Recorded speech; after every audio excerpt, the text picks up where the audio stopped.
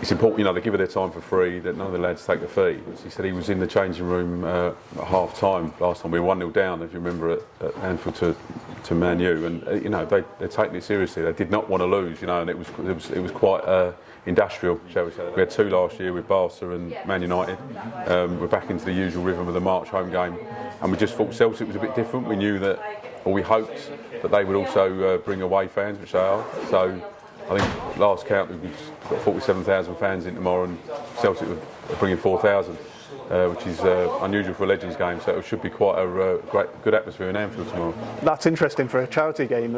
Is there actually a proper away section then? Yeah, we debated because of the connection between the 2 clubs, and I know Sir Kenny's talked about. Obviously Celtic were, hosted Liverpool the first game after Hillsborough, and the fact that the fans were all mixed in. And I think the stadium team sort of debated, do we do it that way or do we do a proper away end?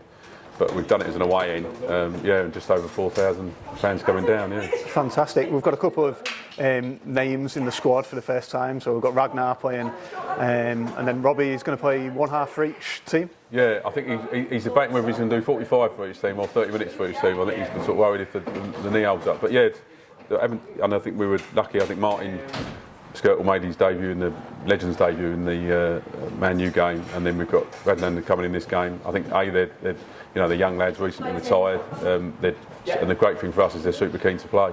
But we've got some of the other faces, but McManaman and obviously announcing Stephen last week is always a big lift as well. So yeah, we've got a great squad again.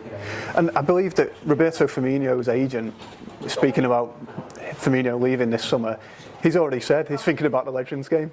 When you hear of Firmino's leaving, do you immediately think he'll be a great booking in 5 years? Well, I know that my colleagues that sort of look at sort of engage in the Legends they left. They're looking, watching players when they've left, and they're still playing dotted around Europe, and watching for when they retire.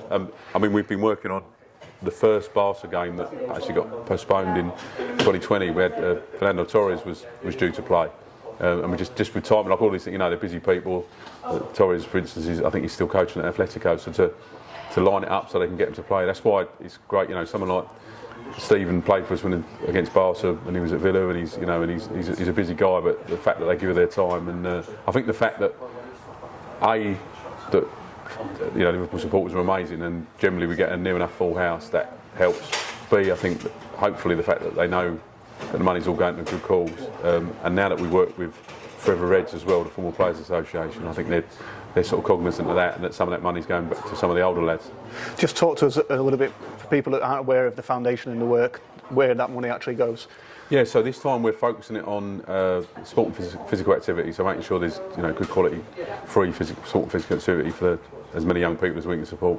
Health and wellbeing programs, that might be a mental health project, we've got a few projects that are a bit more under the radar, so we've just recently started a football program for bereaved dads, for instance, so it's not one that we sort of massively shout about, but that sort of funding allows us to deliver those projects that are perhaps tougher to fund through a grant or something like that. So, but what we do commit to, that 100% of the funds goes to support the work. We don't sort of top slice it and take a management fee.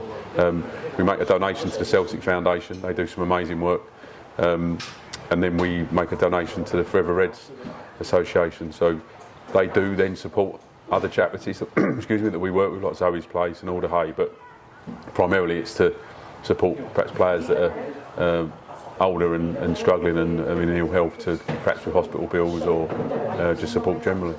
And just finally, talk to us about what it's like, the atmosphere among the players after the game tomorrow. Exhaustion, elation at being back at the ground. Yeah, well, one of my colleagues, Forbes, who sort of does the sort of football ops piece for us, he said he was in the changing room at half time last time. We were 1-0 down, if you remember, at Anfield to Man U, and they're taking it seriously. They did not want to lose, and it was quite industrial, shall we say the language, and they obviously ran out 2-1 winners. And then in the evening, they just they get together.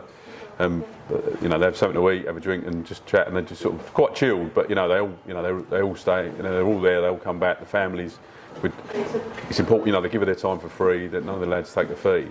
So we sort of try and make sure that their families enjoy the weekend and they have a great time. And I think, I've never been lucky enough. I wasn't good enough to do it. But ultimately, I suppose if you've been a professional player and run out at Anfield to be able to experience that again and have that that volume and that number of fans cheering your name again must be a massive boost.